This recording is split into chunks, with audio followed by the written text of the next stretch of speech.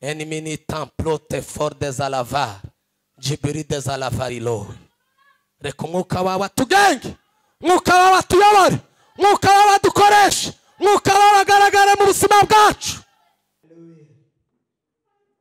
Reka dusome ijambo ry'Imana. Tusome neno la Mungu mu rwandiko rwa Yakobo. katika waraka wa Yakobo Igice cya 3. sura yake ya 3 ndahera ku murongo wa 15. mstari wake wa 15. Cyangwa reka duhere ku wa 13. Anzia na 13, 3:13. Ninde muri mwe w'umunyabwenge kandi w'umuhanga niyerekanisha ingeso nziza imirimo ye, afite ubugwaneza n'ubwenge. Ariko niba muhorana amakimbirane akaze mu mitima yanyu, mugahorana intonganya, ntimukabyiratane ngo mubeshere ukuri. Bene ubwo bwenge si ubwo bumanuka buva mu ijuru, ahubwo n'ubw'isi, n'ubw'inyamaswa abantu, ndetse n'ubw'abadayimoni. Kuko aho amakimbirane n'intonganya biri, ariho no kuvurungana kuri no gukora ibibi byose. Ariko ubwenge buva mu ijuru rya mbere buraboneye, kandi n'ubw'amahoro n'ubw'ineza, bwemera kugirwa inama, bwuzuye imbabazi n'imbuto nziza, butarobanura ku butoni, kandi butagira uburyaryana. Amen. Amen. Amen. Amen. Haleluya. Amen. Nongeye gushimira Imana kuri uyu mugoroba. Namshukuru Mungu tena jioni ya leo Kongera kubona uyu mwanya wo kuba muri iki gitaramo. kuona nafasi ya kuwa katika ibada hii ya Shimira jioni. ubuyobozi bw'itorero uhereye kuri Apostle. Kishukuru uongozi wa kanisa kuanzia kwa mtume. Imana ibahe umugisha. Mungu awabariki. Twabaye inshuti Tumekuwa marafiki. kandi zasa nkaho ni umuyoboke wa hano. Tena mimi ni kama moja wa kanisa hili.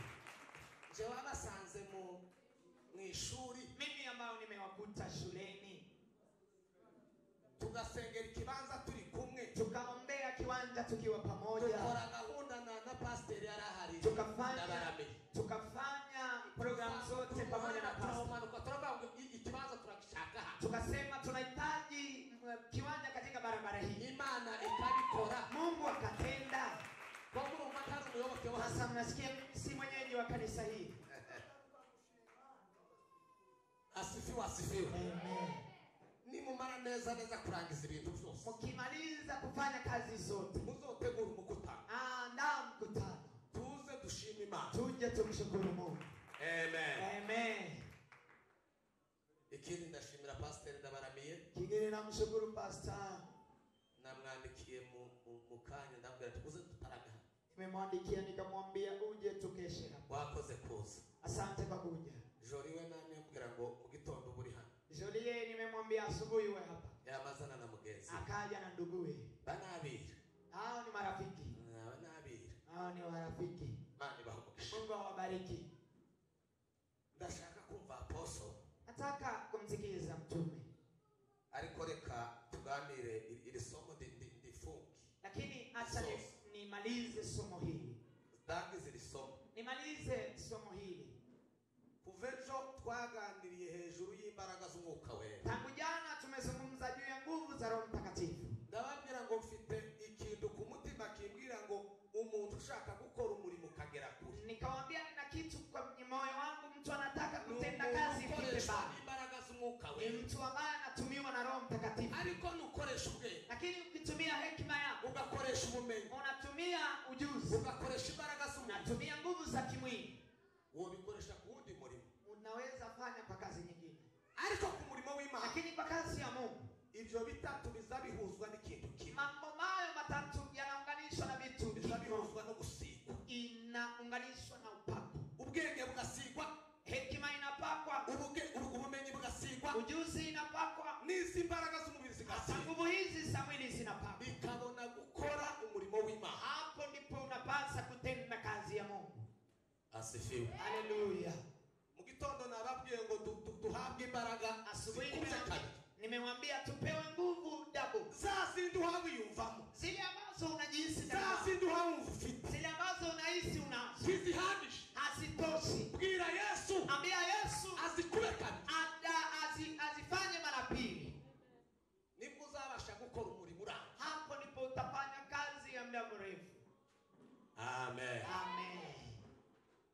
mugoroba jioni ya leo ngiye kubabwira imbaraga ziyobora abantu. nataka kuambia nguvu ambazo huwa zinaongoza wanadamu. Kandi izo mbaraga zigufiteho ububasha. Tena nguvu hizo zina mamlaka kwako. Waba ubizi, Ukiwa wewe unajua, waba utabizi. ukiwa hujui, Waba ubishaka, ukiwa wewe unataka, waba utabishaka. ama hautaki. Izo nizo mbaraga ziyoboye abantu. Nguvu hizo ndizo zinaongoza wanadamu. Kandi ntiwoba udafite izikuyobora. Tena huwezi ishi bila kuwa na nguvu hizo ambazo Ubwo zinakuongoza. jewe ngo ndi hano hagati, Useme mimi niko katikati, ngo ntazinyobora. siongozwi na lolote. Zigomba kuyobora. Lazima uongozwe. Kubera ko zitatu muri zarimbi, Kwa sababu tatu na miongoni mwazo ni mbaya. nizo ngiye kubanza kugira ngo tuzirukane mu buzima bwawe. Hizo ndizo naanzia, Hanyuma dufate imbaraga za kane, alafu tuchukue nguvu ya nne. arizo ziba mu buzima Na bwawe. nguvu hizo iwe ndani ya maisha yetu. Asifiwe. Haikiliwe Yehova. Nije waundi Wahoraga imbere yawe, nuzuye amarira, ngarutse gushima. abarinzi bo mukafata za mikoro birato Chukueni vipaza sauti, tuweka baririmba. tuimbe kidogo hivyo. Asifiwe, asifiwe. Haikiliwe Yehova. Asifiwe, asifiwe. Haleluya, haleluya. Uyu munsi igitaramo turagisubiza mu cyumba cy'amasengesho. Siku hii ibada ya leo tutairudisha katika Mukanya twari mu cyumba cy'amasengesho, mubonye ibitambutse. N'igitaramo tugiye gusubiza mu cyumba cy'amasengesho. ngarutse gushima. Amafi y'abakobwa.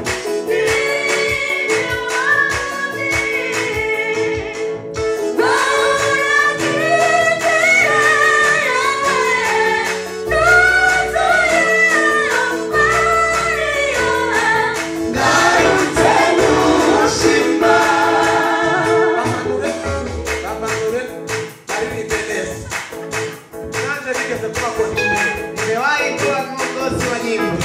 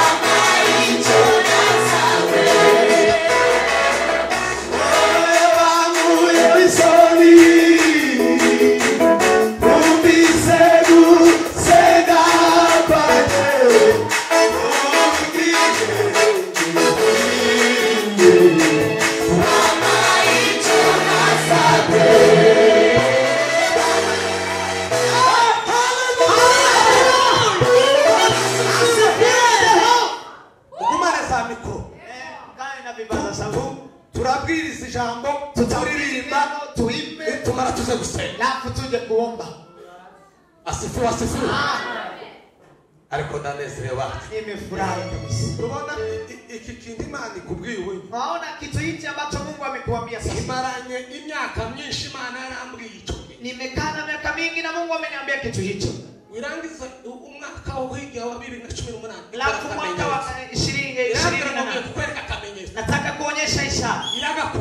Mungu akatenda. Wirangiza ntabwo rwari kutegereza. Alafu akaniambia ngoja. Tegereza umwanya wanjye. Ngoja muda wangu. Nzakubwira nzavugira mu ruhame. Nitakuambia na nitakuambia kwa umati wa watu. Kandi ubwo bizaba bibi. Tena itakuwa imetimia. Sorry.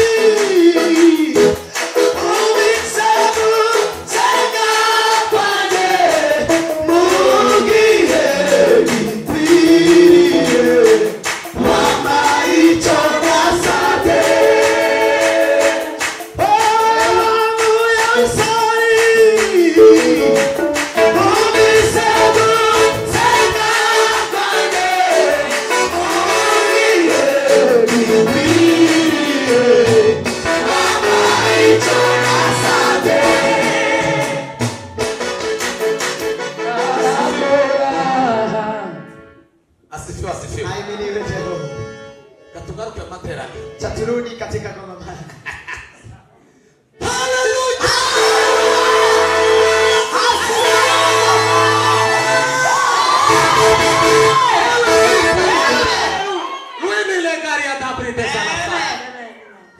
Loki in assemblée des alabis.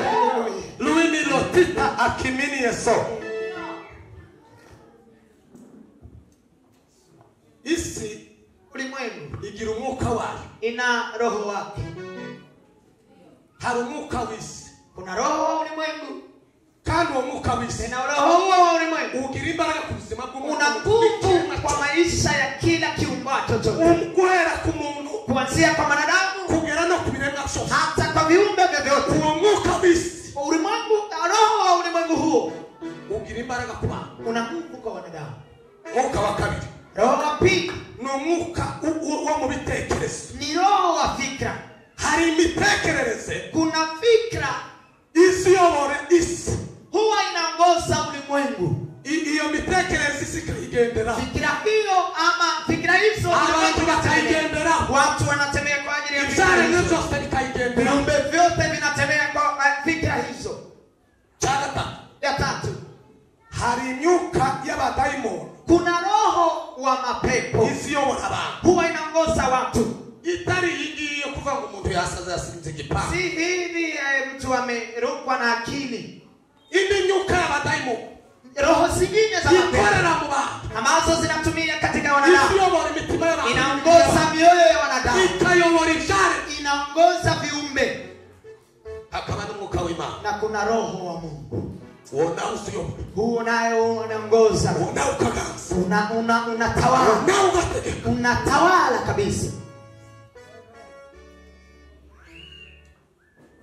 Asifiwe. Ahimidiwe Jehova.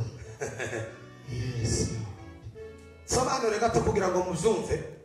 Ni watafsirie kidogo na msikie. Iyo umuntu afite umwuka w'isi, Mtu akiwa na roho wa ulimwengu, ubuzima bwe bwose buba mu isi. maisha yake yote yamo katika ulimwengu. Ibikorwa byose byo mu isi n'iby'abantu. Matendo yote ya ulimwengu wanaishi ndani. Ntazatekereza nyuma yo kubaho kwe no gupfa kwe. Yeye hafikirii nyuma ya kufa na kuwepo kwake. Asaba mu buzima bwo kuba hano ku isi. Yeye anayekaa katika maisha ya kukaa ulimwenguni, Adategereje ko hari ubundi buzima nyuma yo. yeye hategemei maisha mengine nyuma ya kifo. Akaba muri ubwo buzima. Anaishi katika maisha haya, Akinezeza, anajifurahisha, agakora ibyo ashatse byose. anatenda mambo yote anayohitaji, kimuje mu mutima. anatenda kile ambacho kimekuja Iyo moyoni mwake. Imana yavuze ngo narabarize. Ndio maana Mungu amesema Abandi hawa imitima yakata etahe. mioyo yao imekuwa kama Bagomera Imana. wao wamemwasi, Bonanje ndabareka. nami Ngo nikawaachilia bakora ibyo bashaka. wakatenda walitakalo.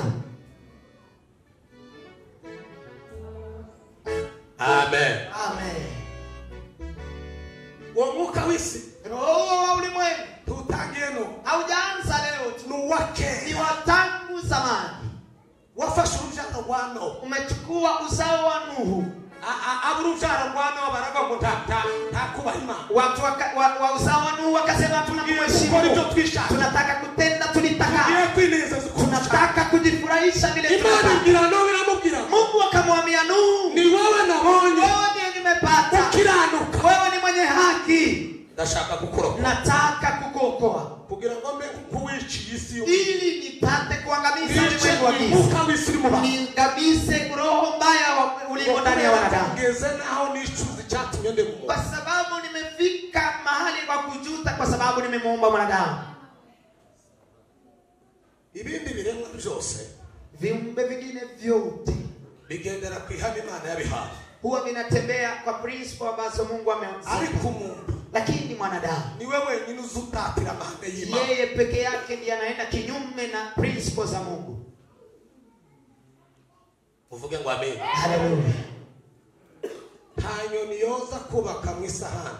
Hakuna ndege inaweza kuweka nyumba yake katika sahani. Nubwo iziguruka yogwa no mu isahani. Angalau huwa inaruka, hata inaweza ingia katika Ariko sahani, ntiyoza kwarika mu lakini hawezi kuja kuweka nyumba yake katika sahani, kwa sababu principle imewekwa lazima iweke katika mti nyumba yake.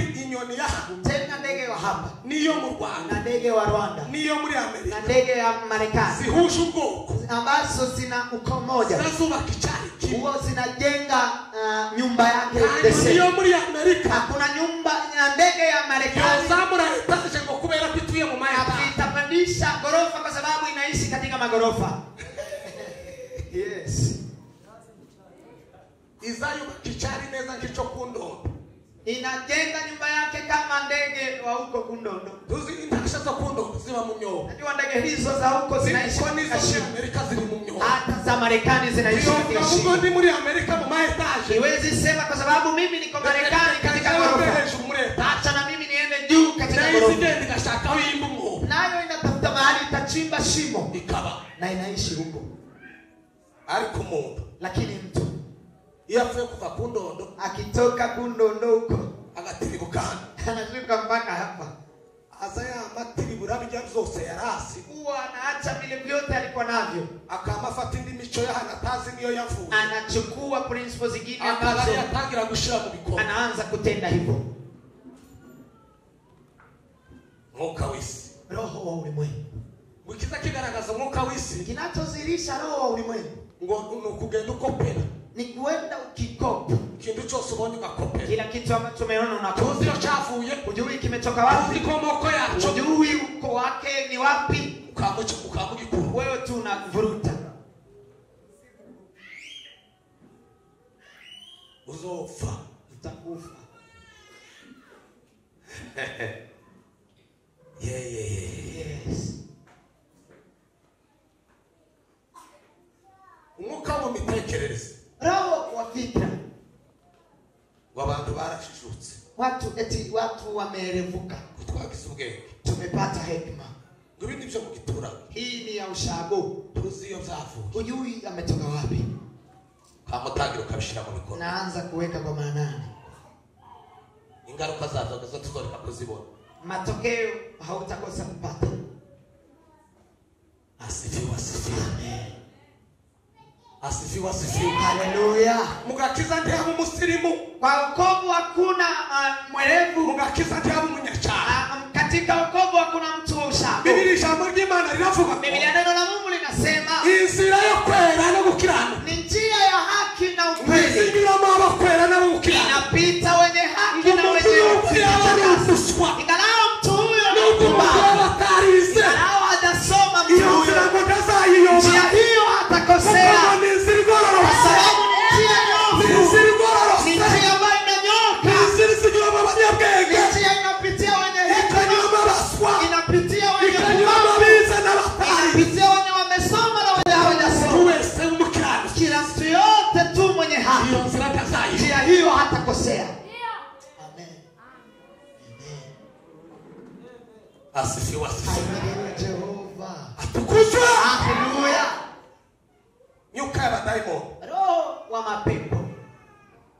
ejo bundi wacu hari tegeko banze, juzi kwetu kuna amri wamekataa, ariko na amategeko keraga jageze hari ya mushinga amategeko, lakini kwa sababu nimefika huko, ukwejo bundi bose abakarigarura bakaryemera, juzi wanaweza rejesha. Tegeko rivuga ngo, amri isema kwamba uguhera ku mwana w'umukobwa w'imyaka 15, kuanzia kwa mtoto msichana wa miaka 15 uzamura kupanda juu, ngo bahabwe uburenganzira, wapewe freedom bwo gukura mimba, wa kutoa mimba, nashaka no kwiringaniza bamwemerera, hata kihitaji family planning wampe, ngo barigezemo bararyama, walipofikisha wakakataa. ariko n'abantu kokera barigejeje, lakini kwa sababu tu wamefikisha, ni Imana yoritabara, ni Mungu tu anaweza tusaidia, ni Imana yorengera ni abantu, Mungu tu anaweza hurumia watu wake, ariko kera lakini tayari liko ndani. ariko iryo bemeye ryo rigatimazi. Lakini hiyo ambao wamekubali ambayo imekaa muda mrefu umuntu urengeje imyaka, umukobwa urengeje imyaka 18 ni kumkubalia msichana ambaye ako juu ya miaka 18 kuramo inda igihe atabishaka, kutoa mimba nyakati ambayo hataki kuzaa. ngo niba bayimuteye atabishaka, Kama amepewa mimba na hahitaji, cyangwa nyine bayimuteye atabishaka, hahitaji tu mimba, afite uburenganzira bwo kwikura. ana ruhusa ya kutoa mimba hiyo. Hiyo ni myuka ya daimoni. Hiyo ni roho wa mapepo.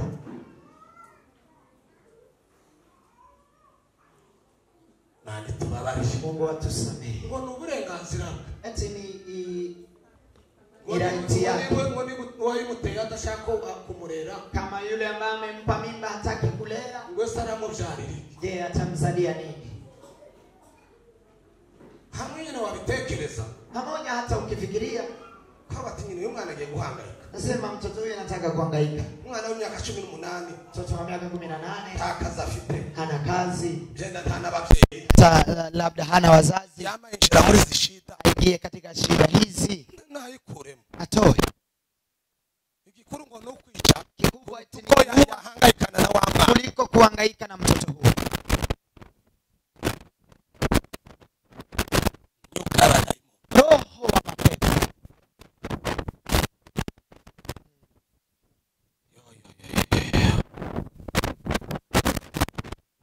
Nani tubabarire. Mungu atusamehe.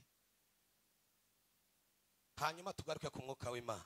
Alafu turejee kwa roho wa Mungu. Iyi myuka yose ko ari 3. Roho hizi zote kama 3 tumesema. Umuntu umwe uzuyigenga gusa. Mtu ambaye huwa anazicontrol Nuuzuye umwuka ni w'Imana. yule ambaye anajaa Roho Mtakatifu. Hagira wihuta some naho honyine soma ibindi bice ndagenda mbivuga kandi Soma kwa waraka msomi. ngiye kurangiza. Abakorinto ba mbere Wakorinto wa kwanza igice cya 14 sura ya 14 umurongo wa 37 na mstari wa 37.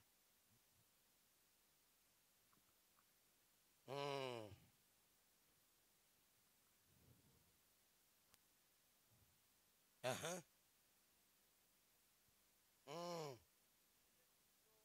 Bandikiye yuko Aha. ari itegeko ry'umwami wacu. Amen. Komeza. Ariko umuntu natabyemera nawe tazemera. Komeza 39. Nuko bene data mwifuze guhanura kandi ntimubuze abandi kuvuga ku ndimi zitamenyekana. Yego. Amen. Komeza rangiza uwo murongo wa 40. Ariko byose bikogwe neza uko bikwiriye no muri gahunda. Amen. Amen. Asifiwe, asifiwe. Amen. Umuntu uzuye umwuka w'Imana Mtu ambaye anajaa Roho Mtakatifu ni uzu kontrole umwuka yose. yeye ndiye ana control roho za ulimwengu. Kontrola n'indi myuka. Umwuka wa daimoni ugira inzira 3. Roho wa mapepo ana njia 3. Inzira ya mbere niyo nababwiye. Njia ya kwanza ni hiyo ambayo nimewaambia. Ukwinjiza imitekerereze y'abantu. Ni kuingia katika fikra za watu. Ibibushanye nico Biblia yivuga. Na watu wanafanya kinyume na Biblia. Icyakabiri. Kitu cha pili ni imbaraga zifata umuntu, ni nguvu ambazo zinamshika mwanadamu, zikamukontrola, zinamcontrol, zikamukoresha ibyo wadashaka gukora, zinamtendesha kazi ambazo hahitaji kutenda. Niyo harimo inzego 3 y'abadaimoni batera umuntu agasara kuri yayiruka. Hapo ndipo kuna mapepo ambayo yanamchukua mtu anakimbia. Hakaba nundugira imbaraga zimubasa zo kumukoresha ikintu runaka. Na nguvu zingine zinamtendesha mtu kazi fulani. Kandi ubwenge bwe buzi ko ico kintu akora ari kibi. Tena hekima zake zinajua kwamba hiki nikitendacho ni kibaya. Timuza muona ko bandika ngo itabi ni ribi. Huwa mnaona wanaandika sigara ni mbaya. Ariko abadokteri nibo bazabari. Lakini madaktari ndio wanavuta. Babizi ko itabi ribi. Wamesema kwamba sigara ni mbaya. Byica ibihaha. Zinaumiza mafafa. Ni umudokteri kandi aziko ibihaha iyo bifuye nyine babifuye. Ni daktari na najua ikiharibika imeharibika. Yarangiza karimu. Lakini anavuta.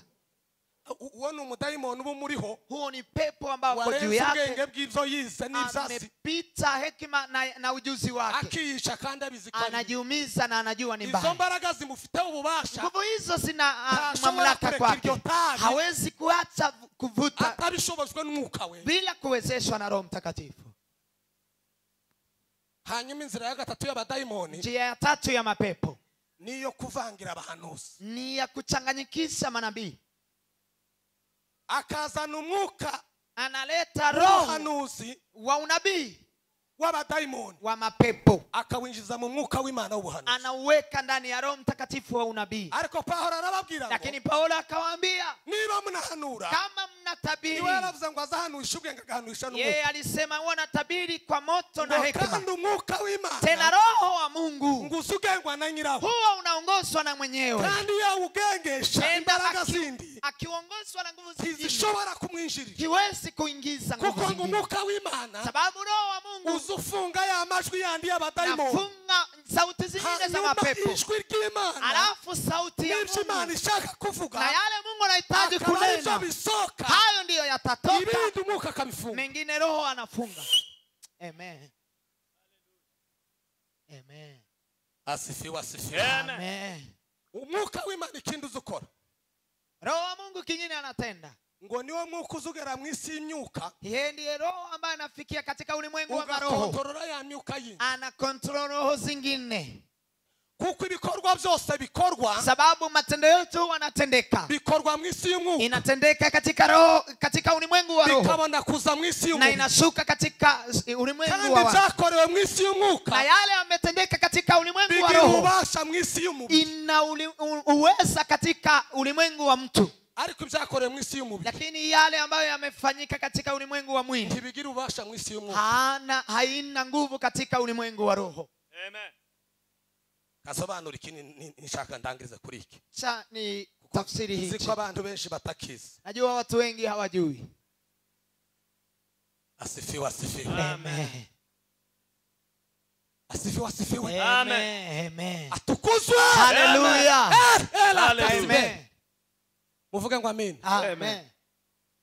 Urugero rwumvikana nguru, Mfano itasikikana ni hii, mu isi y'umubiri katika ulimwengu wa mwili bagambiriye guta Danieli mu rwobo rw'intare, wamemkusudia kumtupa Danieli katika tundu la simba. mu isi y'umwuka Katika ulimwengu wa roho bakuramo imbaraga n'ubukare bw'intare mu ntare, wakatoa ukali wa simba na nguvu za simba katika simba. ngo bakore mu isi y'umubiri kubata mu rwobo, Walipofanya katika ulimwengu wa roho kumtupa katika shimo, ntibamenya ko mu isi y'umwuka bakuyemo ubukana bwose bw'intare. hawajajua katika ulimwengu wa roho wametoa ukali wa simba. Danieli ageze mu rwobo rw'intare, Danieli alipofika katika tundu la simba, intare ntizagira icyo zimutwara simba hazijamfanya kitu, kubera ku bubasha bwazo kwa sababu nguvu kuba mu isi zao y'umwuka, katika ulimwengu wa roho, kandi nyiri imyuka yabikuyemo. tena mwenye roho ameondoa. Amen. Amen. Asifiwe, asifiwe. Amen. Umwami amaze gukura Danieli mu rwobo rw'intare, Mfalme alipomuondoa Danieli katika tundu la mu simba, isi y'umwuka basubiza intare ububasha bwazo. ulimwengu wa roho ikarejesha uwezo wa simba mu ndani mwa isi y'umubiri simba. baravuga ngo izi ntare zarwaye, Je, wakasema simba zimegonjwa? intare twashonjesheje Simba ambazo zikaba tumezifanya zigize njaa iminsi zitarya, zikakaa siku 3 bila kula. none ni gute zitazirya Sasa Danieli? kwa nini zisimume Danieli? Nimufate abantu bamugambaniye, Chukua watu hao ambao wameenda kinyume na, muzane na familia zabo, mlete na familia zao, hanyuma turebe izi ntare ko byagenda. alafu tuangalie simba hizi zimekuwaje. Mu isi y'umwuka Katika ulimwengu wa roho babona icyo mu isi y'umubiri bagiye gukora, wakaona kile ambacho ulimwengu wa mu isi mwili inataka y'umwuka kutenda. basubiza intare ububasha Ulimwengu bwayo wa roho ikarejeshea uwezo katika kurangama simba kwazo na ukali wa simba n'inzara zari zifite, na njaa walikuwa nazo simba. ngo barangize mu isi y'umubiri barekuriramo babana. Alafu ulimwengu wa mwili wakaachilia watu hao katika tundu la simba. Biblia iravuga ngo zarimo zibasamira mu Biblia kirere. inasema ilikuwa inawalaki katika wingu. Asifiwe, asifiwe. Haleluya. Buriya abarozi Kawaida wachawi ibyinshi bo babikorera mu isi y'umwuka, mengi huwa wanayafanya katika ulimwengu wa roho, kuko baba bazi ngo ibyakorewe mu isi y'umwuka sababu wanajua yale ambayo yametendeka katika ulimwengu wa bigira roho ububasha mu isi y'umubiri. yana uwezo katika ulimwengu wa mwili. ariko iyo nawe bitahuye, lakini na wewe ukigundua, biza bigusaba ngo uzicire mu isi y'umwuka. huwa inakubidi uyaumize katika ulimwengu wa roho. Sasa mu isi y'umubiri Ikikuja katika ulimwengu wa mwili, bigafata ubusa. inachukua bure. Niyo mpamvu Paulo yavuze ijambo, Ndio maana Paulo amesema neno, ngo tuzajya ibyica, tutakula yatakayotumzuru, ntacyo bizadutwara, haitatuzuru, tuzafata inzoka, tutamshika nyoka, ntacyo ziza, kubera ko mu isi y'umwuka, kwa sababu katika ulimwengu wa dufite roho imbaraga zo kunesha ibiri mu isi tuna y'umwuka. nguvu ya kushinda ya ulimwengu wa mwili. Amen. Amen. Asifiwe Yesu. Amen. Hari umunsi umwe nasengeye umukobwa umwe ndashoje. Kuna siku moja nimwombea msichana mmoja, namusengera nkabona yarashatse, nikimwombea naona ameoa, ameoleka, ariko wakambwira ngo ntarashaka. lakini yeye ananiambia sijaoleka. Tawe ko mpanga usengera, Kamwambia naona nikikuombea kabona uri umugore, naona wewe ni mke, ariko ukabahakana ngo turi umugore. lakini wewe unakaa na wewe si mke. No nanje birancanga, Nami ikanichanganya. se no kuko nderekwa. Je, hivi nafunuliwa kweli? None avangiwe kugezaho nkamenya umukobwa n'umugore. Nimechanganyikiwa hata sitajua msichana na mke. None ngo ndenda mubasa. Hata nikamuuliza, Hari umugabo mwigeze mu bana? je, umewahi ishi na mume? Arambwira ati nta. Akaniambia sina. Narimwe ati. Hata mara moja, hata mara moja. Ndamubwira ngo taha. Nikamwambia rejea nyumbani, Ngiye gusenga. nenda kuomba. Mbasi Imana. Nimuulize Mungu. Nyuma y'iminsi 3 Nyuma ya siku 3 uzagaruka. urudi. Ndasenga. Nikaomba. Yeah. Ninje waundi wahoraga imbere yawe, nuzuye amarira, ngarutse gushima. Ninje waundi wahoraga imbere yawe, nuzuye amarira, ngarutse gushima.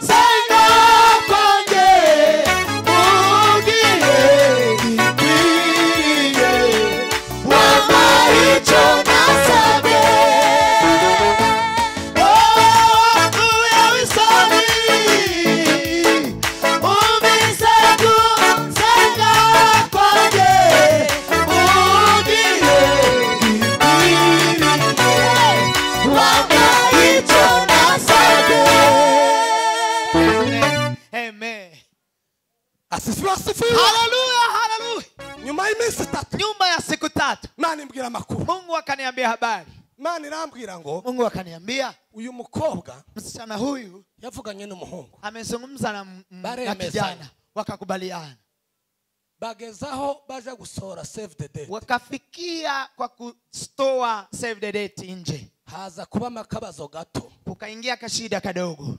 Umuhungu aradefya, kijana akakwepa, ashaka undi, akamuoa mwingine. Ngo ariko nyuma y'iminsi atamaze gushaka, lakini nyuma ya siku 3 alipooa, wa mukobwa arota ari kumwe na wa muhungu bakoze ubukwe. Msichana huyo akaota akiwa pamoja na kijana huyo na wamefanya harusi. Bari kumwe na wa mukobwa, na kijana akaota akiwa na msichana huyo wa kwanza.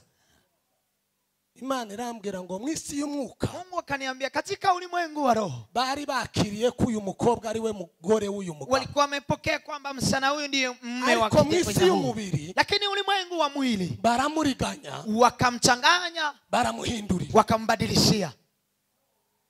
Ngomane basi Imana none biragenda. Sasa nikauliza Mungu, itakuwaje Mungu? Imana irambwira ngo nukubanza gusenya amasezerano yo mwisi y'umwuka. Mungu akaniambia lazima ubomoe agano za kiroho, ahabwe uburenganzira bwo kuzabona undi uzamushaka, ili apewe ruhusa ya kuona mwingine atakayemuoa. Ikimenyetso irambwira ngo impamvu yake, ishara ya kwanza akaniambia sababu yake, iwe ngo nta muhungu n'umwe arasura gukunda, yeye hajampenda kijana mwingine, kandi na wa muhungu yahise yanga wa mukobwa yashatse. Tena kijana huyo alioa msichana huyo akamkataa, agumana nawe gusa kubera ko yamushatse, akaishi naye kwa sababu amemuoa tu. Imana ikimenyetso irambwira ngo azamuhamagara nijoro. Mungu akanipa ishara, huwa anampigia usiku, ngo nabuze ibitosi, anamwambia nimekosa usingizi kubera kugutekereza, kwa sababu ya kukufikiria. ngo mu bitekerezo umutima warambwiye, katika fikira moyo umeniambia ngo nahushije umugambi w'Imana, nimekosea mpango wa Mungu, ariko nta kundi nkibigize. lakini sina na muda ya kufanya Uzoga tena. umusengere, Endelea kuniombea nzakunda uyu mugore, nimpende mke huyu, kuko kuva mushatse kwa sababu tangu ni muoe sindamukunda. simpendi. Ngo ndangize ndamubwira ngo reka noneho Kamwambia acha sasa, dukora. None ndamuhamagara, nikampigia. araza ndambwira ayo kandi uko naho nabyumviye nta makuru narinzi, naho nari muboneye. Sikukuwa na habari, Nikuja nyine bana mizigo akaza, ni vile tu wenye mizigo wanakuja, ngo nkubite kaza mbona n'umugore, piga hivi naona ni mke. hiwa akambwira ati ndumukobwa. Yeye ananiambia ni msichana. Yageze nahambwira ngo sindanaryamana n'umugore, Hata aliwahi niambia sijalala na kijana yoyote. ngo nkubita gushe nyine mbona ari Piga hivi nikaona ni sawa. uri umugore, Wewe ni mke. arambwira ngo ibyo wavuga byarabaye. Akaniambia hayo wanasema yamekuwepo. Izo nzozi narazirose, Njozi hizo nimeota. n'uwo muhungu yarazirose, arampamagara. Hata kijana huyu ameota hivyo, akanipigia akaniambia. Ndamubwira ngo mvice Imana yambwiye. Nikamwambia sikiza kile ambacho Mungu ameniambia. Ngomba kwinjira amasengesho, Lazima uingie maombi, nanje nkagufasha, nami nikusaidie. tukavugurura amasezerano yakiriwe mu isi y'umwuka, Tuvunje agano ambazo zimepokelewa katika ulimwengu wa kugira roho, ngo isi y'umubiri byakire, ili ulimwengu wa mwili upokee, hanyuma uzabone gushaka. alafu uolewe. Abahungu n'abakobwa mbagarutseho, Vijana na wasichana narejea kwenu. Yes. uzitonde Uwe makini kwemerera umuhungu kumkubalia kijana kuzakubera umugabo kwamba atakuwa mume wako igihe cyabyo kitaragera. nyakati haijafika. Mu nyigisho bigisha abafiance, Katika mafunzo huwa wanafunza watu ni mafianse, bazakubwira ngo uzukunda umuhungu 50%, wanakuambia umpende kijana 50%, kuko iyo 50 yindi usigaje, sababu 50 hiyo ambayo imebaki uzayuzuza mwabanye, utaijaza ndani watoto. ariko n'umukundi 100% mutaraba, Lakini ukimpenda 100% na hamjaishi pamoja, hanyuma akadevya ntagushaka, alafu apige kona asikuoe, bizakugora kubona ndukunda, itakuwa ngumu kwako kumpata yule kubera utampenda, urukundo rwose warushize kwa kuri sababu upendo wote umeweka kwa huyo. bagakora irindi kosa ribi, Wanafanya kosa nyingine mbaya, ribi cyane, mbaya sana. akaryamana n'umuhungu batarabana, Analala na kijana na hawajaoana. ubukoze ibintu bibiri bikomeye. Hapo umefanya vitu viwili ngumu. Ubucumuye ku Mana, Hapo umemwasi Mungu, ubuhemukiye n'uzagushaka. hata umemfanyia kosa yule atakuoa. Bantu bazagira ngo ibintu gani imikino. Watu wanadhani kitu ni rahisi ama ni mchezo. Niyo agushatse, Hata akikuoa, aza gushakana icyizere cyarashize, anakuoa na uaminifu umeisha. azavuga ngo uwaryamanye nawe mbere, Anasema yule amelala niwe naye mugabo mbele, we, yeye ndiye mume wake. n'ubundi azanca inyuma asanga uwo Hata baryamanye. ataenda kinyume nami ayamkute mume huo. Niyo mpamvu ingo nyinshi zubu Ndiyo maana boma nyingi za leo ziri mu gusenyuka zitaragera zinabomoka na haijakaa miaka 2. nuko ibintu byakorewe mu isi y'umwuka, Ni kwa sababu vitu vimetendeka katika ulimwengu wa roho bigasohorezwa mu isi y'umubiri. na inatimia katika ulimwengu wa mwili. Kubihindura rero Kubadilisha sasa bizakugora, itakuwa ngumu kwako. ariko iyo ukunze umuhungu 50%, Lakini kumpenda kijana 50%, akanga ntaba kigushatse akadevya, na sikuoe aende, ico gihe umutima wawe n'ibitekerezo byawe hapo moyo wako na fikira zako biba bigifite ububasha bwo gukunda undi no gushaka, zina uwezo wa kumpenda mwingine na kuolewa na mwingine. izo ni inyigisho z'abakobwa n'abahungu muzakire. Hizo ni funzo za wasichana na vijana, pokeeni. Soza kuri zimbaraga z'Imana. Nikimaliza kwa nguvu hizi za Mungu, Paulo yaravuze ngo umunyamwuka Paulo amesema mtu wa kiroho ngo azarondora byose huwa anachambua kila kitu, ngo ariko we ntawuzi umurondo. lakini yeye hauwezi kumchambua. Icyo yaravuze niki? Kile alikuwa amesema ni nini? Nukuvuga ngo imbaraga z'umwuka wera ziri mu muntu, nguvu za Roho Mtakatifu zimo ndani ya mtu, zikontorora iyindi myuka zina yose, control kila roho zote. ariko iyo myuka ntimufite ububasha bwo kumukontorora. Lakini roho hizo zingine hazina amri kwake. Asifiwe. Haleluya. Niyo mpamvu Eliya yageze afunga imvura. Ndiyo maana Eliya alikuwa anafunga mvua. Mwisi y'umwuka. Anaufunga katika ulimwengu wa roho. Mwisi y'umubiri imvura igahagarara. Katika ulimwengu wa mwili mvua inasimama. Agasura kaza kuifungura mwisi y'umwuka. Anaenda kufungua katika ulimwengu wa roho. Mwisi y'umubiri bakabana guhabwa. Katika ulimwengu wa mwili wanapewa mvua. Keneye imbaraga. Tunahitaji nguvu zituyobora, za kutuongoza, zitegeka, za kutawala imyuka y'isi, ulimwengu wa roho, imitekerereze y'isi, fikira za ulimwengu, imikorere y'abadayimoni, matendo ya mapepo, titugireho ububasha, isiwe na nguvu kwetu. kuko abayoborwa n'umwuka w'Imana bose, kwa sababu wanaongozwa na Roho wa Mungu wote, nibo bana b'Imana. hao ndio wana wa Mungu. Paulo yaravuze ngo ntitwaha umwuka w'ubwoba. Paulo amesema hatujapewa roho wa uoga utusubiza mu bubata unaoturejesha katika utumwa, bali tumepewa roho wa Mungu uzodutakisha ngo aba, huwa unatulilisha baba wa baba. Uziko twafashwe n'umwuka wa furero. Najua tumeshikwa na roho wa furero, nibo bakazabafa kumubwira ngo hano hari umuruza kama yimuka. Hawa ndio walikuwa wanawaambia hapa kuna mchawi anahama. Mwuka w'ubwoba, roho wa uoga. ngo ntiyo rasuza ngo baravuze ngo ni umurozi. Siwezi msalimia huyu, wamesema ni mchawi. Hamusuhuza. Sikusalimia imbaraga zimurimo, sababu nguvu zilimo ndani yake zitamshika. Bego umwuka w'ubwoba, ona roho wa uoga. Ndihani kicumweru umurozi wese azoza nsange ari ahiri. Niko hapa hii wiki, mchawi yote anikute hapo. Azoze hakuje kama hana nguvu. Asifiwe, asifiwe. Haleluya. Kuko umwuka utubamo, kwa sababu roho anaishi ndani mwetu. Ijambo ry'Imana rivuga ngo umukiranutsi w'Imana, neno la Mungu linasema mwenye haki wa Mungu ubwoba nk'intare, atatoa uoga kama simba. Osa utinya imbaraga z'abarozi. Sasa wewe unaogopa nguvu za wachawi. Satani na daimoni ntibarahaguruka. Shetani na mapepo hawajasimama. Ukubahe. Uko wapi? Ngiye gusengera umwuka w'ubwoba. Nataka kuombea roho wa uoga uve mu bantu, utoke katika wanadamu. Nizere Yesu, muamini Yesu. Kuko ijambo ry'Imana rivuga ngo uri muri twe, sababu neno la Mungu linasema aliye ndani yetu afite imbaraga kuruturi muri bo, ana nguvu kuzidi yule aliye ndani mwetu. Yesu ambaye tumemjua, twohungana Yesu, hatuwezi kimbia na Yesu. Wewe nigeze kubwira abayumbe bamwe kimisagara handi, nimewahi kuambia waombezi wa moja huko, amabaza baranyereka ati hano hari abarozi babiri mucanye ibyanzu. Wakaniambia hapa kuna wachawi wawili ambao ni maneiba. Yarenze ifite imiryango itatu nkuko. Ilikuwa ni nyumba ina milango mitatu kama hii. Mu muryango hagati nkaha. Naishi katika mlango wa katikati. Bambwira ngo iyi miryango yindi ibiri. Wakaniambia milango hii miwili na abarozi, ni wachawi. None sasa turagufasha ikintu kimwe, tutakusaidia kitu kimoja. Genda ubwire nyine za gusubiza amafaranga. Nenda kumwambia mwenye nyumba kurejeshe pesa. Kama hatakupa, twe turayatanga. Sisi tutatoa. Kubeshaka n'ukuntu tukukunda, kwa vile tunakupenda, tukwimure, tukuhamishe, tugushakira indi nzu, tukutafutie nyumba nyingine. Ikimenyetso gifatika wari muri iyi nzu giyemo ahunze kubera ko bamuroze bamurogera n'umugore.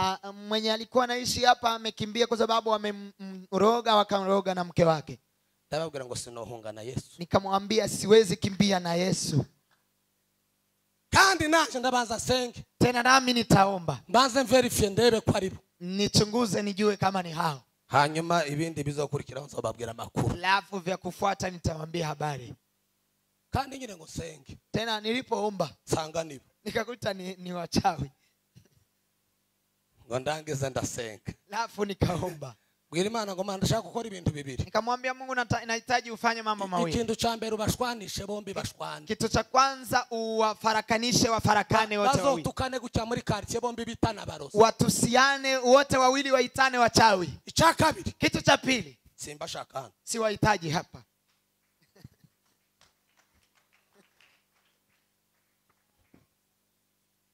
ibyo byababayeho ku manywa. Hayo yamehappen mchana. Bafatana mu mashati bombi bakazatukana ngo wa murosi. Wakatusiana wakasema wewe mchawi.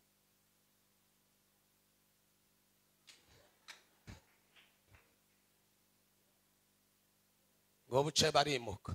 Lafu lipokucha wakahama.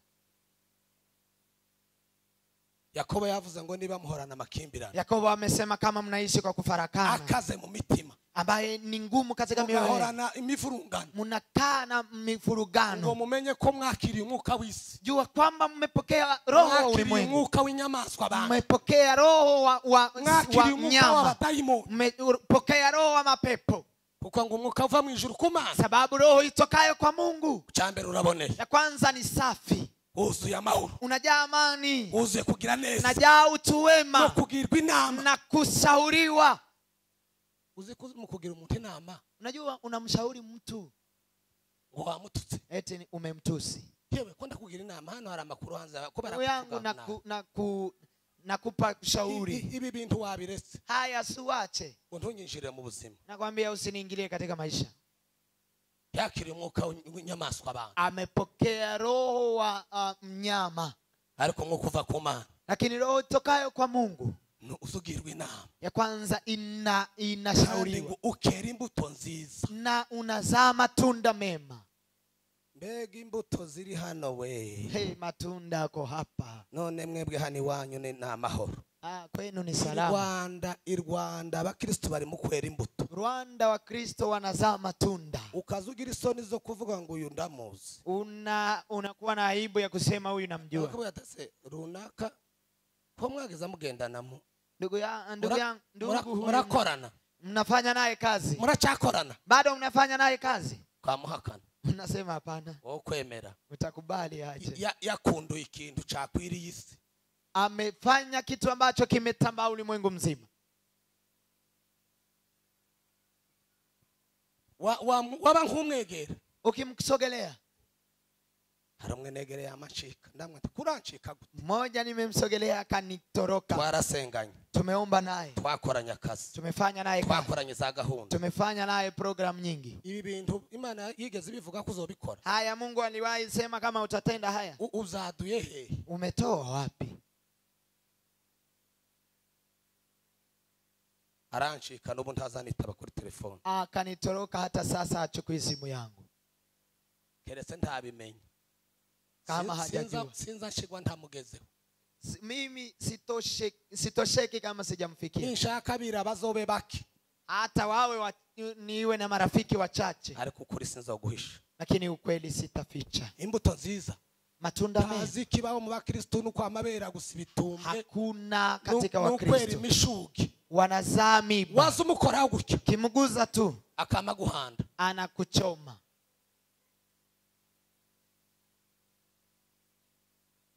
Kandi ngo umwuka uva ku Mana ntugira uburyarya. Tena roho huyo tokayo kwa Mungu si buryarya. Haina unafiki. Jori ndagukunda. Jori nakupenda. Yarenga hirya. Akipita tu kidogo. Ariko Jori. Joli. Nagende naje ngende. Aende nami niende. Yakugize gutese. Amefanya nini? Kama kundura ikintu kingana gutya.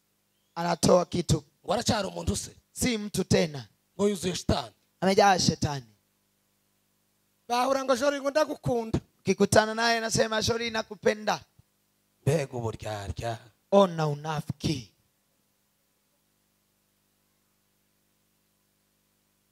Kasenge. Acha niombe. Sengera ibintu bibiri. Taombea vitu viwili. Turirukana imyuka itatu. Tukimbize roho hizi tatu. N'umwuka w'ubwoba. Na roho wa uoga. Hanyuma Imana. Nafu Mungu. Tuisabe twuzuza umwuka wacu. Tumuombe atujaze roho wake. Uzadushoboza ibintu bibiri. Tatuwezesha kwa mambo mawili. Uzaduhesha kuzaza twinjira mu isi y'umwuka. Tatupee kuingia katika ulimwengu wa roho. Tukamenya ku buzima bwacu mu isi y'umwuka. Tunajua yale ambayo yametarajiwa katika ulimwengu wa roho. Mu isi y'umwuka bitaraza kutubaho mu isi y'umwuka. Tunaitoa katika ulimwengu wa roho na haijafikia katika ulimwengu wa mwili. Hallelujah. Hanyuma uwo mwuka udutinyure. Na roho hiyo utugira abagabo abanyabagabo itufanye waume bo guhagarara muri iki gihe wa kusimama katika nyakati hizi, tukarwanya umwuka w'isi, na tunagombana na roho wa ulimwengu, imitekerereze y'isi, na tunapigana na tukarwanya fikira, imbaraga z'abadayimoni, tunapigana na nguvu za mapepo, tugahesha data icubahiro, na tunamrudishia utukufu Baba. Mana mu izina rya Yesu Kristo. Amen. Mu mbaraga z'ububasha bwawe no gukora kwawe kwinshi, ni wowe Mana y'agakiza kacu, ni wowe Mana y'imbaraga zacu, ni wowe Mana y'ububasha bwacu. Turasenya imbaraga zose z'umwijima zikorera mu isi y'umwijima, zikorera mu mitekerereze y'umwijima, zikorera mu mbaraga z'abadayimoni. Iyo myuka yose turayisenya mu izina rya Yesu. Turimura umwuka w'ubwoba mu bakirisitu, turimura umwuka enimini templote for des alavar jibiri des alavarilo. Reka umwuka wawe atugenge, umwuka wawe atuyobore, umwuka wawe adukoreshe, umwuka wawe agaragara mu buzima bwacu, neza yawe iboneke, ugukora kwawe kudasanzwe kugaragare. Urakoze kubyumva no kubikora mu izina ry'ubutwari bwawe Yesu. Amen.